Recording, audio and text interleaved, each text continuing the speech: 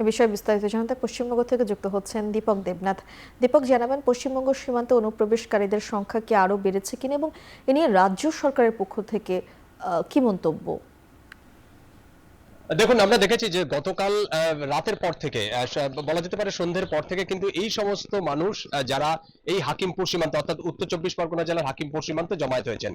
এবং আজকে সকালবেলা যখন আমরা খবর পাই, সেখানে যখন ঘটনাস্থলে যাই, তারা নিজের মুখেই স্বীকার করেছেন যে তারা কেউ 1 বছর, কেউ 1.5 বছর, কেউ 2 বছর, কেউ বা তারও বেশি সময় ধরে তারা কিন্তু দালালের মারফত, দালালের হাত ধরে তারা কিন্তু এদেশে আসেন, অর্থাৎ ভারতে আসেন। এবং বিভিন্ন কাজ করতেন। কেউ ভাঙড়ির কাজ করতেন, কেউ রাজমিস্ত্রির কাজ করতেন, কেউ কাগজ করে নিয়ে অর্থাৎ র‍্যাক পিকার যাদেরকে বলা হয় সেই কাজ করতেন, কেউ রঙের কাজ করতেন। এবং যারা মহিলারা, যারা নারী রয়েছেন, তারা কিন্তু মেড সার্ভেন্ট অর্থাৎ পরিচারিকার কাজ করতেন। এবং যেহেতু এই রাজ্য সরকারের তরফ থেকে একটা ঘোষণা দেওয়া হয়েছে যে অবৈধ অনুপ্রবেশকারী যারা রয়েছেন তাদেরকে আটক করা হবে, গ্রেপ্তার করা হবে, এরপরে তাদেরকে হোল্ডিং সেন্টারে রাখা হবে এবং পরবর্তী সময়ে তাদেরকে বিএসএফ এর হাতে তুলে দেওয়া হবে, বিএসএফ তাদেরকে পুশব্যাক করা হবে। রাজ্য সরকারের এরকম একটি নির্দেশিকার পর কিন্তু সেই সমস্ত মানুষ যারা অবৈধভাবে ভারতে এসেছিল বলে অভিযোগ, সেই সমস্ত মানুষগুলো দেখেছি যে গতকাল সন্ধ্যের পর থেকে তারা কিন্তু এই হাকিমপুর সীমান্তে জমায়েত করেন। এবং আজকে সকালবেলায় যখন এই খবরটি চারিদিকে ছড়িয়ে পড়ে, সেখানে পুলিশ যায় এবং সংবাদ মাধ্যমের যারা গণমাধ্যমের কর্মীরা আছে তারাও সেখানে ছুটে যায়, আমরাও সেখানে ছুটে যাই। এবং সেখানে যাওয়ার পর দেখতে পাই যে সেই সব মানুষগুলো কিন্তু সেই যে সীমান্ত এলাকা আছে, বিএসএফ এর যে চৌকি, সেই চৌকির পাশেই তারা কিন্তু অবস্থান করছেন।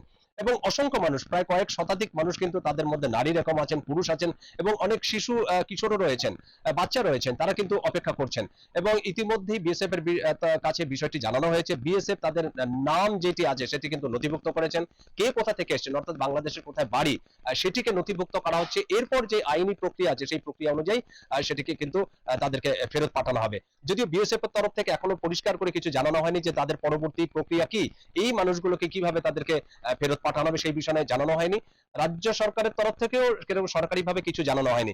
যদিও বিজেপির কয়েকজন নেতা, যেটি খগেন মুর্মু, যিনি সাংসদ, দলের সাংসদ, বিজেপির সাংসদ, তিনি যেটি বলেছেন যে রাজ্য সরকারের অবস্থান অত্যন্ত স্পষ্ট। যারা অবৈধ অনুপ্রবেশকারী আছে, সে বাংলাদেশ থেকেই হোক বা মিয়ানমারের যে রোহিঙ্গারা আছেন, তাদের কিন্তু ফিরে যেতেই হবে, যে কোনো ভাবে, যে আজ নয় কাল ফিরে যেতেই হবে। এবং তিনি বলেছেন যে তৃণমূলের আমলে অনেক প্রচুর অবৈধ মানুষ তারা এই পারে ঢুকে গেছেন, সীমান্ত ক্রস করে এই পারে ঢুকে গেছেন, সুতরাং তাদেরকে যেতেই হবে।